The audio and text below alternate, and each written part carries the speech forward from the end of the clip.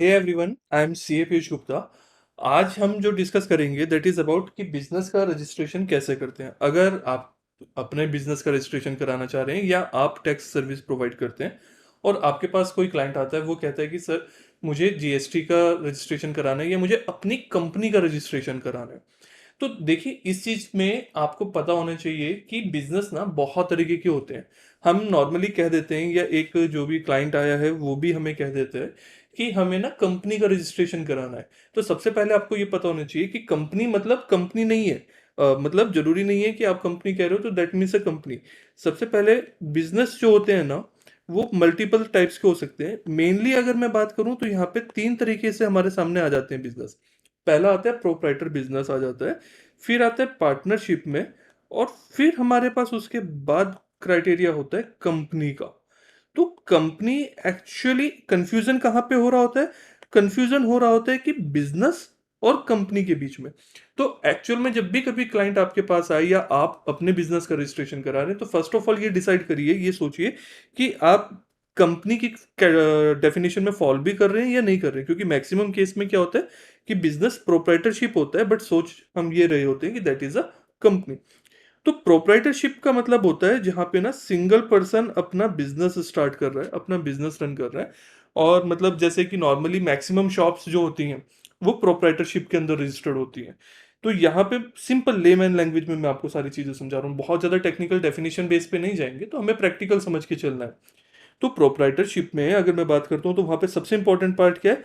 Person कैसा है? Single है। और नॉर्मली नॉर्मली ये कैसे बिजनेस के लिए यूज हो रहा होता है? स्मॉल बिजनेस के लिए। अब स्मॉल की ऐसी कोई डेफिनेशन नहीं है। अगर किसी का 50 करोड़ का भी बिजनेस है तो वो प्रोप्राइटरशिप में रजिस्ट्रेशन करा के अपना प्रोप्राइटरशिप में बिजनेस रन कर सकता है। ऐसी कोई रिस्ट्रिक्शन नहीं है। बट नॉर्मली हम कहें तो कैसा कि जहाँ पे छोटे लेवल पे हम काम कर रहे हैं, बहुत ज़्यादा बड़े लेवल पे नहीं है, तो नॉर्मली हमें प्रोप्राइटरशिप वहाँ पे देखने को मिलता है। अभी आगे मैं आपको बाकी टेक्निकल डिफरेंसेस भी क्लियर कर दूंगा। फिर सेकेंडली आती है partnership. Partnership is very clear, मतलब ये तो बाकी सब में ऐसा कोई कंफ्यूजन क्रिएट करने वाली चीज नहीं है। यहाँ पे ना दो या दो से ज्यादा पर्सन जो है ना, वो मिलके आपस में as a partner business run कर रहे होते हैं। तो नॉर्मली क्या है कि जब आप दो जने मिल के एक बिजनेस स्टार्ट करना चाह रहे हो, तो वहां पे अभी आपको डिसाइड करना है कि हाँ भाई, दोनों का इसमें प्रॉफिट में जो भी इनकम होगी उसमें प्रॉफिट में दोनों का हमारा शेयर रहेगा।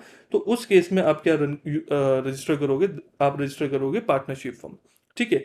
तो पार्टनरशिप फर्म तो क्लियर है कि ठीक है भाई, दो जने होने चाहिए, उनका प्रॉफिट शेयरिंग पर्पस होना चाहिए कि जो भी इनकम होगी दोनों आपस में शेयर करेंगे, उसमें कोई कंफ्यूजन नहीं है। अब कंपनी वाले जो पार्ट होता है ना, कंपनी सबसे ज्यादा टेक्निकल वर्क होता है, और मैं कहूंगा कि जब तक आपको जरूरत नहीं है तो आप कंपनी के अंदर रजिस्ट्रेशन मत कराओ। आपको बहुत क्लियर पता होना चाहिए। प्रॉब्लम क्या होती है कि आप जाओगे किसी भी टैक्स कंसल्टेंट के पास, सीए के पास, एडवोकेट के पास, आपने जाके कहा कि मुझे कंपनी का रजिस्ट्रेशन कराना है। अगर उन्होंने आपसे ये चीज क्लियर पूछ ली कि भाई आपको प्रोप्राइटर चाहिए, पार्टनरशिप चाहिए या कंपनी चाहिए, अगर उन्होंने आपसे ये क्लियर पूछ लिया तो फिर तो वो आपको गाइड कर देंगे। अदरवाइज क्या होगा कि वो आपने कंपनी का वो सोचे कि हाँ वाकई में कंपनी का चाहिए होगा, वो कंपनी का रजिस्ट्रेशन कर देंगे। और कंपनी के रजिस्ट्रेशन में कुछ एडवाइजर्स क्यों कर देते हैं? क्योंकि सारी की सारी इनकम कंपनी के रजिस्ट्रेशन में। प्रोप्राइटरशिप और पार्टनरशिप में इतनी इनकम नहीं है जितनी की कंपनी के रजिस्ट्रेशन में। अब डिपेंड करता है कंपनी के रजिस्ट्रेशन की फीस कौन पर्सन क्या चार्ज करता है। बट नॉर्मली अगर मैं आपको कहूँ ना, तो कंपनी के रजिस्ट्रेशन की फीस एक सही पर्सन से अगर आप कराओगे तो 20,000 रुपीज से स्टार्ट होती है। रजिस्ट्रेशन रजिस्ट्रेशन की, सिर्फ कंपनी के रजिस्ट्रेशन की। आपको सर्विसेज मिल जाएंगी 6-7 हज़ार रुपये में भी करने वाले। बट एक्चुअल में जब देखोगे तो वो भी 10,000 रुपये तो मिनिमम हो ही जाता है आपके और चीज़ों के जो मल्टीपल रजिस्ट्रेशन उसमें चाहिए होते हैं। बट एक सही पर्सन अभी 20,000 से लेकर 50,000 के बीच का उसका कंपनी का रजिस्ट्रेशन करता है। प्लस इसमें लीगल कंप्लाइंसेस बहुत सारी हैं आपकी। लीगल कंप्लाइंसेस को फॉलो करने के लिए आप मान के चलो, अगर आप किसी सही सीए से करा रहे हो जिनकी फीस ठीक रहती है और सही से सर्विस प्रोवाइड कर रहे हैं, तो साल का आपका 50,000 रुपये का खर्चा ईयरली ये हो गया। ठीक है। फिर इसमें आपको बहुत सारे अदर चीजें हो जाती है, मतलब अकाउंटेंट वगैरह रखना पड़ेगा क्योंकि कंप्लाइंसेस सारी हैं। तो मैं अगर इसमें आपको कहूँ तो ईयर का, साल का कम से कम और कुछ नहीं तो आपका कितना, 50,000 रुपये से लेकर 2 लाख रुपए तक का खर्चा एक फिक्स हो जाता है, डिपेंडिंग आपका क्या बिजनेस है, किस स्केल पे। मैं एक छोटे लेवल पे बात कर रहा हूँ कि अगर बहुत बड़ा बिजनेस नहीं भी है तो आपका इतना बिजनेस का एक्सपेंडिचर एक फिक्स हो गया। तो कंपनी की अगर आपको क्लैरिटी पता है कि हाँ भाई मुझे कंपनी ही बनानी है, प्राइवेट लिमिटेड कंपनी बनानी है। अब आप ये वीडियो देख रहे हो तो आई डोंट थिंक कि पब्लिक लिमिटेड कंपनी में आपका कोई इंटरेस्ट होगा। आपको 1 पर्सन कंपनी बनानी है। यहाँ पे भी कंपनी में एक्चुअल में क्या होता है, नॉर्मली 2 पर्सन होते हैं। नॉर्मली कंपनी के अंदर क्या, 2 से ज्यादा लोग बनाते हैं, 2 या 2 से ज्यादा। बट हाँ, एक 1 पर्सन कंपनी का कंसेप्ट भी आता है, ओपीसी जिसको हम बोलते हैं, 1 पर्सन कंपनी का, जो कि प्रैक्टिकली इतना ज्यादा देखने को नहीं मिलता। बट कंपनी में फिर भी मैं आपको कहूँ तो क्या है कि यहाँ पे कंप्लायंसेस बहुत ज्यादा है। एक नॉर्मल बिजनेस आप कर रहे हो जहाँ पे फॉर एग्जांपल आपको स्टार्टअप के अंदर बेनिफिट नहीं लेना है, स्टार्टअप इंडिया के अंदर बेनिफिट नहीं लेना है, या आपको कोई बहुत बड़े फॉरेन एग्रीमेंट्स नहीं करने हैं, या आपको कल को फंडिंग नहीं उठानी है, तो आपको इस तरीके का कोई प्लान नहीं है, तो कंपनी आपके लिए नॉर्मली सही नहीं है स्टार्टिंग के अंदर। जब तक कि या तो बहुत बड़े स्केल पे आप कर रहे हो तो that's a different thing. Clear हुई? तो कंपनी वाला पार्ट तो आपको क्लियर हुआ। कंपनी में आपको रजिस्ट्रेशन अवॉइड करना है जब तक कि बहुत ज्यादा कंपलसरी आपके लिए ना हो जाए। पार्टनरशिप वाली बात आती है। अब हमारे पास मतलब दोनों टोटल मिला के क्या, ये 2 ऑप्शन बचे कि या तो हमें प्रोप्राइटरशिप में कराना है या पार्टनरशिप में। अब सीधे सा पहला डिफरेंस तो आप क्या देखोगे, अगर सिंगल पर्सन हो तो प्रोप्राइटरशिप में जाओगे, 2 पर्सन हो तो पार्टनरशिप में जाओगे। एक इसके अलावा भी मैं आपको एक डिफरेंस और बता देता हूँ कि कंपनी के अंदर ना नॉर्मली जो इनकम टैक्स जाता है वो आपको 25% से 30% के बीच में जाता है। पार्टनरशिप के अंदर 30% डायरेक्ट फ्लैट, आपने 100 रुपये भी कमाए तो उसके ऊपर 30 रुपये दे दो, तो ये आपका टैक्स रेट जाता है। प्रोप्राइटरशिप के अंदर जबकि आपको स्लैब रेट का बेनिफिट मिलता है, स्लैब रेट का मतलब नॉर्मली अगर मैं वैसे कहूँ तो 2.5 लाख रुपए तक फॉर एग्जांपल आपको कुछ नहीं देना है, फिर 5% हो गया, 10% हो गया, ऐसे कर करके आपको टैक्स देने होते हैं, तो यहाँ पे टैक्स भी आपका बहुत सेव होता है। अब नेक्स्ट क्वेश्चन होता है हमारा कि सर प्रोप्राइटरशिप का रजिस्ट्रेशन का प्रोसेस क्या है। देखो, प्रोप्राइटरशिप की पार्टनरशिप का रजिस्ट्रेशन में तो क्या होता है, पार्टनरशिप फर्म के लिए एक आपको पार्टनरशिप डीड बनानी होती है। क्या पार्टनरशिप, इसके लिए क्या करेंगे, एक पार्टनरशिप डीड बनेगी। पार्टनरशिप डीड रजिस्टर्ड कराना नहीं कराना दैट्स योर चॉइस, उसको मैं ज़्यादा टेक्निकली डिस्कस नहीं करूंगा। पार्टनरशिप डीड बनाने का खर्चा ज़्यादा नहीं आता है, आप ये मान के चलो 1000 रुपीज़ से लेकर 3000 रुपीज़ तक नॉर्मली हो जाता है। ठीक है, ये कंसल्टेंसी फीस रहती है बेसिकली, और स्टैम्प ड्यूटी रहती है प्लस ये फीस रहती है, तो उसके हिसाब से आपका ये चार्ज होके हो जाता है। अगर ये सब सीखना है तो इसके ऊपर एक हमारा बहुत अच्छा पार्टनरशिप डीड प्रिपेयर करने के ऊपर एक कोर्स है, तो आप प्ले स्टोर से ऐप डाउनलोड कर सकते हो, सी ए पीयूष गुप्ता सर्च करिएगा गूगल प्ले स्टोर पे, और वहाँ से उसके अंदर आप इसका पूरा डिटेल्ड एक कोर्स पार्टनरशिप का सीख सकते हो। ठीक है, अब बात आती है प्रोप्राइटरशिप के लिए, जो हमारा कि मेन है प्रोप्राइटरशिप, जहाँ पे मैं कहूँगा कि 90% बिजनेस जो अगर आप अभी स्टार्ट कर रहे हो तो प्रोप्राइटरशिप के अंदर आप फॉलो करोगे। बहुत ज़्यादा ध्यान से सुनना, प्रोप्राइटरशिप के लिए किसी भी रजिस्ट्रेशन की रिक्वायरमेंट, समझ गए होंगे क्या, नहीं है। आपने आज बोला कि मुझे बिजनेस स्टार्ट करना है, बस हो गया, आपने बिजनेस अपनी शॉप ओपन करी, शॉप का नाम रखा, हो गया। फॉर एग्जाम्पल मुझे आज मन में आया कि ठीक है मुझे अपनी कंसल्टेंसी स्टार्ट करनी है, टैक्स कंसल्टेंसी स्टार्ट करनी है, तो मैंने उसका नाम रख दिया स्मार्शियस। ठीक है, या अभी कोचिंग मुझे स्टार्ट करनी है, मैंने उसका नाम रख दिया स्मार्शियस। स्मार्शियस मैंने उसका नाम रखा, मुझे किसी को कुछ बताने की कोई ज़रूरत नहीं है, कोई रजिस्ट्रेशन की ज़रूरत नहीं है। मैं क्या करूँगा, उसको बिजनेस मेरा क्या हो गया, स्टार्ट हो गया, बस। तो मतलब अभी क्या हो गया, ब्रांड एक तरीके से क्रिएट हो गई हमारी, क्या हुआ ये, एक तरीके से हमने ब्रांड नेम दिया और दैट्स सफिशिएंट, हमारा बिजनेस स्टार्ट हो गया। जीएसटी के अंदर रजिस्ट्रेशन की कोई ज़रूरत नहीं है, किसी और तरीके की कोई रजिस्ट्रेशन की हमें रिक्वायरमेंट नहीं है। बट मेरी बात पूरी ध्यान से सुनना।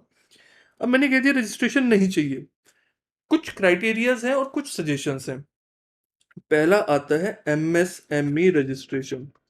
मैं आपको कहूंगा एमएसएमई रजिस्ट्रेशन भी ऐसा कोई कंपलसरी रजिस्ट्रेशन नहीं है, मतलब ऐसा नहीं है कि आपको कराना ही कराना है, बट फिर भी मैं आपको कहूंगा कि उसका एमएसएमई का रजिस्ट्रेशन करा लीजिए। ठीक है, ये वैसे होता है फ्री में, इसके लिए कोई फीस आपको देनी नहीं होती है। हाँ, किसी से आप कराओगे तो वो कंसल्टेंसी फीस चार्ज करते हैं, और ऐप के अंदर आपको बहुत बहुत बहुत नॉमिनल फीस पे ये कोर्स मिल जाएगा, जिसके बाद आप बिजनेसेस को चाहो तो सर्विस भी दे सकते हो और 1000 रुपये आराम से फीस चार्ज कर सकते हो अपनी कंसल्टेंसी की, ये वर्क करके देने की। और अगर आप बिजनेस हो तो अपने आप फ्री में अपना एमएसएमई का रजिस्ट्रेशन कर सकते हो। एमएसएमई के रजिस्ट्रेशन से क्या होता है, आपके पास ना एक डॉक्यूमेंट हो जाता है जिसमें आपके जो बिजनेस का नेम है ना, वो एक तरीके से रजिस्टर्ड लिखा आ गया है। तो एमएसएमई का रजिस्ट्रेशन कराना मैं कहूँगा बहुत अच्छी चीज़ है, फ्री में रजिस्ट्रेशन है, या आप किसी से करा भी रहे हो तो 1000 रुपये में हो रहा है, कोर्स सीख के कर रहे हो तो भी नॉमिनल फीस में हो जाएगा। तो सीखने को आपको फ़ायदा रहेगा और आप उसको कर सकते हो। कभी चेंजेस भी हैं, सीखने से बेनिफिट होता है कि बार बार आपको कंसल्टेंट के पास नहीं जाना पड़ेगा। सेकंड रजिस्ट्रेशन होता है एक ट्रेडमार्क का। दिट्स टोटली ऑप्शनल है ये, मतलब आपकी मर्जी है। अब ये रजिस्ट्रेशन कब कराना है कब नहीं कराना है, इस चीज को भी मैं पूरा आपको एक्सप्लेन कर देता हूँ। देखो, अब जैसे ये स्मार्शियस है, ये क्या है, इसका ट्रेडमार्क रजिस्टर्ड है। इससे क्या हुआ, अभी कोई और पर्सन स्मार्शियस वर्ड से बिजनेस रन नहीं कर सकता। अगर करता है तो वो मतलब ट्रेडमार्क जो मैंने रजिस्टर कराया है उसका इन्फ्रिंजमेंट कर रहा है, और मैं उनके अगेंस्ट में एक्शन ले सकता हूँ, लीगल एक्शन ले सकता हूँ कि ये मेरा नेम है, बिजनेस का नेम है, आप इसको इस्तेमाल नहीं कर सकते। तो इसलिए मैंने ट्रेडमार्क को इसको रजिस्टर किया। अगर आप बहुत स्मॉल लेवल पे हो, अभी जस्ट स्टार्ट कर रहे हो, आपको ऐसा कोई रिस्क नहीं है कि भाई मेरा नेम अभी चोरी हो जाएगा या कुछ, तो कोई दिक्कत नहीं है, ट्रेडमार्क का रजिस्ट्रेशन नहीं कराओ। बट आपका नेम आपके लिए, आपको लगता है कि बहुत इंपॉर्टेंट है, बिजनेस लार्ज स्केल पे लेके जाओगे या एक ऑलरेडी स्केल पे है, तो आप इसका ट्रेडमार्क का रजिस्ट्रेशन करा सकते हो, इसमें कोई प्रॉब्लम नहीं है। ठीक है। फिर इसके बाद थर्ड आता है शॉप एक्ट में। अलग अलग स्टेट्स में एक शॉप एक्ट के अंदर रजिस्ट्रेशन की कई बार रिक्वायरमेंट हो जाती है। अगर आप कोई अपना शॉप ओपन कर रहे हो, ऑफिस ओपन कर रहे हो, तो ये वाला रजिस्ट्रेशन मैं कहूँगा कि आप एक बार करा लीजिए। दैट्स अ गुड थिंग, मतलब आप इसको रजिस्ट्रेशन को करा लोगे तो सही रहता है। और इसके लिए बेस्ट ऑप्शन है कि जो आपकी, जिस एरिया में आप अपना ऑफिस ओपन कर रहे हो या अपनी शॉप ओपन कर रहे हो ना, उसमें आसपास पता कर लो बाकी शॉप्स ने रजिस्ट्रेशन करा रखा है नहीं करा रखा है, करा रखा है तो किस प्रोसेस से करा है, तो वो आपको बेस्ट इसका आंसर सॉल्यूशन वहीं से मिलेगा। फिर फोर्थ आता है जीएसटी। इस रजिस्ट्रेशन की रिक्वायरमेंट आपको सिर्फ तभी होती है जब आपको 20 लाख या 40 लाख की लिमिट आप क्रॉस कर रहे होते हो। स्पेशल कुछ स्टेट्स है जहाँ पे ये 50% लिमिट हो जाती है, यानी कि 10 लाख और 20 लाख। 20 लाख की होती है अगर आप सर्विस प्रोवाइडर हो, और 40 लाख की होती है अगर आप गुड्स सेल कर रहे हो। ठीक है, जिस टाइम मैं रिकॉर्ड कर रहा हूँ उस टाइम ये लिमिट है। तो अगर आपका इस केस में फॉल कर रहे हो, मतलब अभी क्या है कि आप, इतना बड़ा बिजनेस नहीं है, तो जरूरी नहीं है कि आप जीएसटी में रजिस्ट्रेशन कराओ।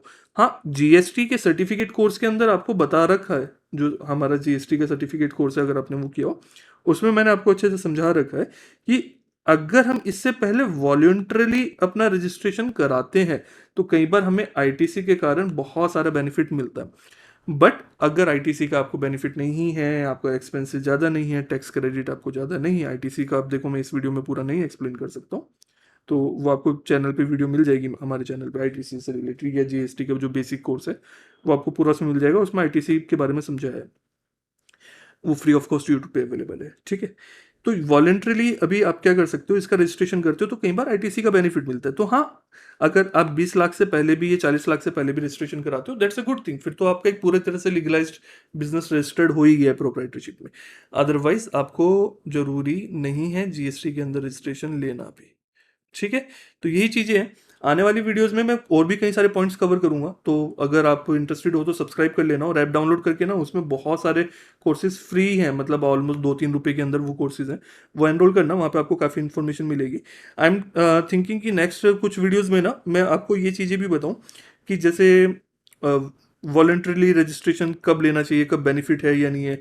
फिर एक कंपोजिशन स्कीम होती है, एक रेगुलर स्कीम होती है जीएसटी के अंदर, कब किसको लेना चाहिए कब किसको नहीं, कौन सा वाला बेनिफिशियल है। ठीक है, ये वाला हो गया। फिर जैसे जीएसटी के हमारे लिए क्या होता है कि बैंक अकाउंट नहीं ओपन होते हैं, बैंक अकाउंट बिजनेस के नेम पे ओपन नहीं होगा, वो बैंक कहते हैं कि जीएसटी रजिस्ट्रेशन है, तो वो क्या करे, करंट अकाउंट हमें ओपन कराना चाहिए नहीं कराना चाहिए, करा के क्या बेनिफिट है, ना करा के क्या बेनिफिट है, इन सारी चीज़ों के ऊपर आई विल ट्राई कि मैं आने वाले उसमें आपके लिए वीडियो प्रिपेयर करूंगा। ठीक है। तो फिलहाल आप सब्सक्राइब कर लीजिएगा, और अच्छी लगी हो तो इस वीडियो को शेयर करके कमेंट जरूर करना, इट मोटिवेट्स मी, और मुझे भी अच्छा लगता है कि हाँ आपको ये चीज़ अच्छी लगी है, तो देन मैं भी एफर्ट्स पुट करूंगा आपके लिए और फर्दर वीडियोस लाने के लिए। तब तक के लिए बाय बाय।